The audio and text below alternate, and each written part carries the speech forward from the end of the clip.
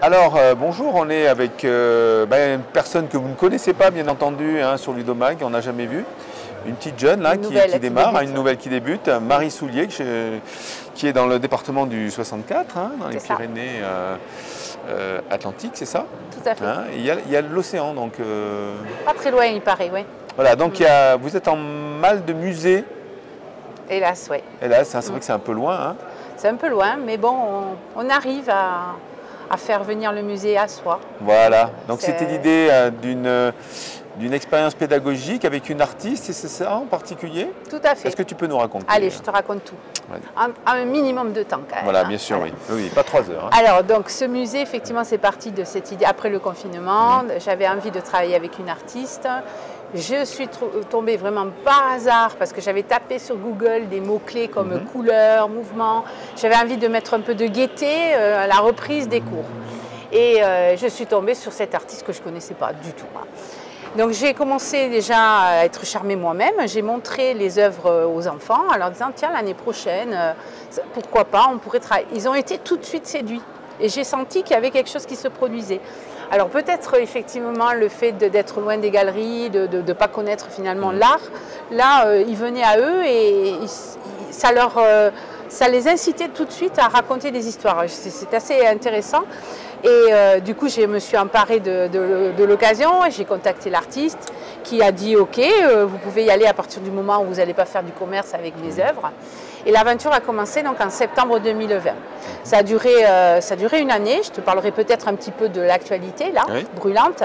Mais toute l'année, donc le principe a été assez simple. Des enfants volontaires, un club, tu vois, entre midi et 2.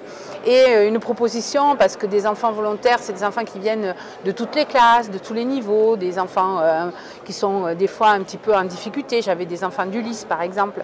Et leur proposer de rentrer dans un atelier d'écriture à partir d'un fil rouge, qui est donc des œuvres d'artistes, qui est une artiste quand même abstraite, c'était pas évident. Donc je suis partie sur l'idée du plan de travail, feuille de route. Donc proposer une grande palette d'ateliers, voilà, avec des feuilles de route. L'objectif pour moi au départ, c'était vraiment de les faire rentrer dans l'œuvre, de revisiter l'œuvre avec toutes les formes d'écriture. Donc concrètement, quelques petites pièces comme ça ont surgi, alors des poèmes. Ensuite j'ai eu l'idée de faire travailler les enfants sur des premières de couverture. Comme elle était artiste américaine, on a travaillé sur des classiques américains et on a pris les œuvres pour essayer de repenser un petit peu la première de couverture. On a écrit un récit d'aventure parce qu'elle avait une spécificité, c'est qu'elle peint magnifiquement l'élément aquatique. Donc on a fait un récit d'aventure mode pirate à partir des œuvres, chaque œuvre étant une étape de l'histoire. On a fait un récit fantastique puisque bon, c'est quand même une spécialiste de la couleur. Donc on a inventé une histoire d'un homme qui malheureusement ne voit la vie qu'en noir et blanc, tu vois. Donc ça c'est assez triste. Et évidemment, en étant toujours à la recherche d'émotions, en regardant des œuvres, un jour il tombe sur une œuvre de Laurel et il a un nouveau syndrome qui va le plonger dans la reconquête des couleurs. Donc il va être dans 3 aventures sur la tonalité d'une couleur primaire. Bien sûr, à chaque fois, une œuvre dominante de Laurel. Et à la fin, bien sûr, ça se finit bien, il retrouve la vue et les couleurs. Voilà, donc tu as plein de pièces, de l'oral aussi, on a fait... en fait, tu fais du détournement de l'art abstrait, en fait, c'est ça? Ben, voilà, chaque fois, l'art est un déclencheur. Un déclencheur. Voilà. Une émotion, on part d'une émotion, génère, tout à fait. On part d'une émotion et à partir de cette émotion, on va rentrer dans une démarche créative. Pas seulement littéraire d'ailleurs. J'ai eu des propositions et c'est ça qui était intéressant, c'est que j'ai lâché prise et j'ai laissé les enfants aussi amener des propositions. Donc par exemple, des enfants qui m'ont dit mais nous on aimerait bien écrire une chanson. Alors bon, on a écrit la chanson, jusque-là ça allait, je pouvais maîtriser. Mais quand ils m'ont demandé de la mettre en musique, alors là, évidemment, c'était plus compliqué.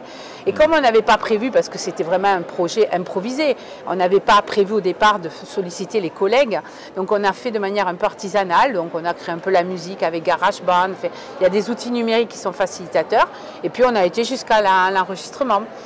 On a fait de la chorégraphie, en projetant sur le corps les œuvres de Laurel. Enfin bref, un musée ensuite qui a été créé, parce que ces pièces, il y en a quand même 250, il fallait un petit peu les organiser.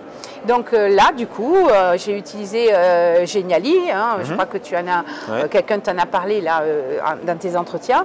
J'ai utilisé Geniali pour organiser tout ça, pour organiser un musée virtuel et qui permettait aussi à l'artiste de suivre pas à pas les travaux et de rendre bien sûr un feedback aux enfants. Alors moi j'ai une grosse question. Dis-moi. Qu'en a pensé l'artiste? Parce que c'est ça qui est super.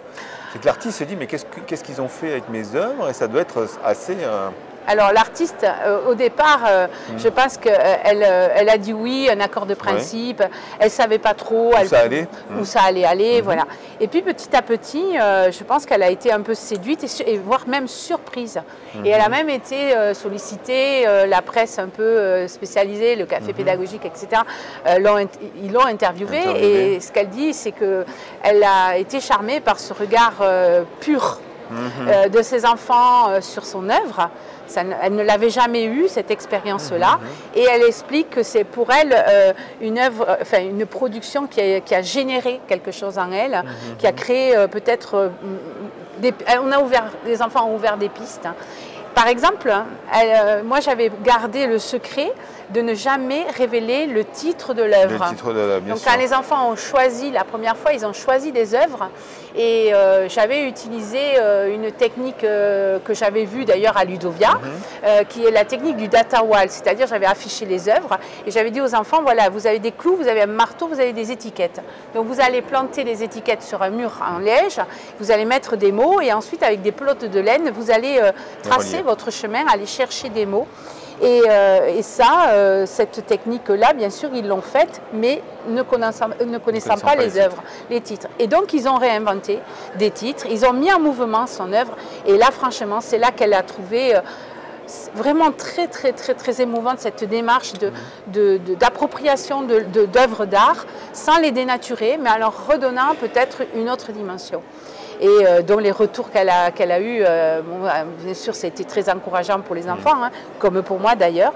Est-ce qu'il n'y a pas une envie réciproque de chacun de se rencontrer du coup? Parce que chacun a produit, alors c'est peut-être compliqué, mais en virtuel, c'est envisagé? Alors c'était, moi je vais aller la rencontrer, je vais aller à l'exposition à Londres, difficile d'amener les enfants. Et ensuite on a échangé essentiellement par mail, parce qu'elle habite Los Angeles et que le décalage horaire ne permettait pas ça. Faire ça en classe. Voilà, mais elle a participé à des émissions de radio aux États-Unis où elle a parlé des enfants, donc bien sûr elle nous a envoyé les enregistrements, elle a été interviewée aussi, donc à chaque fois en fait on a fait un pressbook sur le site du musée où on a mis à la fois les articles qui parlaient de la production des enfants, mais aussi elle qui parle de son expérience. Donc du coup, bon, on a quand même une trace de ce projet. Donc du coup, le collège d'Orthez, c'est ça? Et ultra connu en Californie, bientôt. Ultra connu, je ne sais pas. En tout cas, pour parler de l'actualité brûlante, voilà, parce qu'il y a quand même une continuité dans tout ça, parce que les productions se sont arrêtées en octobre. Nous sommes maintenant avec une autre artiste sur un autre projet, mais on continue quand même avec Laurel parce qu'on est dans la partie expo. Et en plus de son exposition, qui était prévue en janvier initialement, bon, qui a été repoussée là malheureusement avec le Covid, mais elle va venir exposer, il va y avoir un grand salon d'art contemporain à Genève. Et donc la galeriste avec qui je travaille vient exposer et va exposer les œuvres des enfants. Super. Donc voilà, donc il va y avoir... En plus on te connaît Marie, je suis sûr que tu vas en parler à droite et à gauche et dans quelques temps on aura d'autres enseignants qui vont dire super, c'est une bonne idée, on va faire comme elle. Ben, c'est le but, le but, c'est de se lancer. C'est le conseil évidemment que je peux donner, c'est de laisser aussi les enfants, comme la structure est souple, c'est pas institutionnalisé, c'est un club, laisser les enfants aussi proposer des choses et puis ben, communiquer, partager. Aujourd'hui, j'ai proposé cet atelier et justement, une collègue m'a demandé si elle pouvait reproduire. Il n'y a évidemment pas de copyright là-dessus, hein, mais c'est intéressant de pouvoir imaginer qu'on a semé des petites graines. Voilà.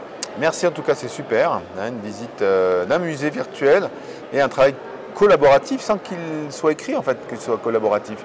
C'est asynchrone, c'est une espèce d'échange épistolaire peut-être, on pourrait dire. Oui.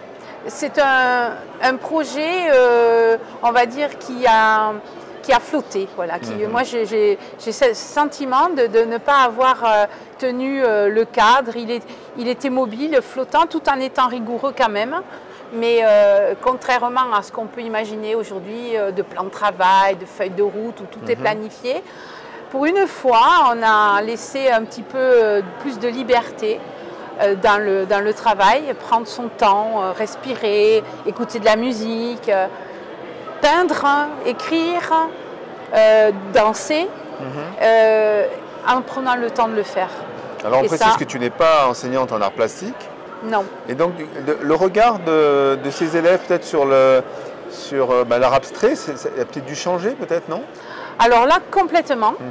Complètement, parce qu'on a tellement travaillé sur ces œuvres-là.